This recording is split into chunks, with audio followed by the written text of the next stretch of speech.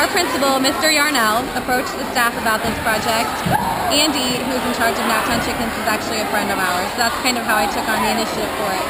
There's a lot of waste in our cafeteria, as there is probably in most cafeterias, and I saw that as a great opportunity for the children to learn that taking their waste and feeding the chickens will then, in turn, produce the eggs. For our students, as many students in Indianapolis, they aren't familiar with farms and don't have much exposure to it, so it seemed like a relatively easy way to gain that exposure, give them a different learning hands-on opportunity.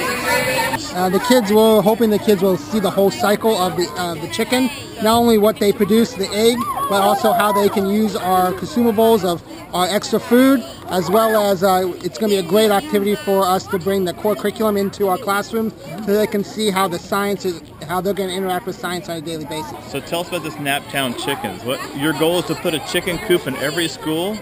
I'm going to put a chicken coop at every school in Indianapolis. And I know it sounds ridiculous, but this time last year we had 0 Naptown chicken coops, okay? I'm scheduled to put 12 before the end of May, and that's balancing with a full-time job. So I only put so much time in this, but there's so much interest right now amongst teachers, amongst sponsors that think that this is creative, that it hasn't been that hard of a sell. Yeah. Every class will take 1 week, and during that week it is their job to feed the chickens, to collect the eggs, make sure they have water, and then they will have one integrated lesson during their week so that every class has some sort of curriculum about it during their year. And that's K through 8? Yes.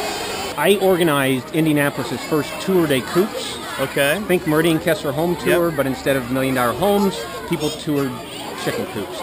It was wildly successful. Over 600 people at this thing. We didn't even have a website at the time. This was back in September of 11. Didn't have a website. We had a Facebook page, but we had more than 600 people, and it was bicycle focused. And then we raised more than $5,000. From there, I got to thinking, each coop was sponsored by a different local business. I got to thinking, if they're willing to sponsor a coop for one day, maybe they'd be willing to sponsor a coop for an entire year at a school.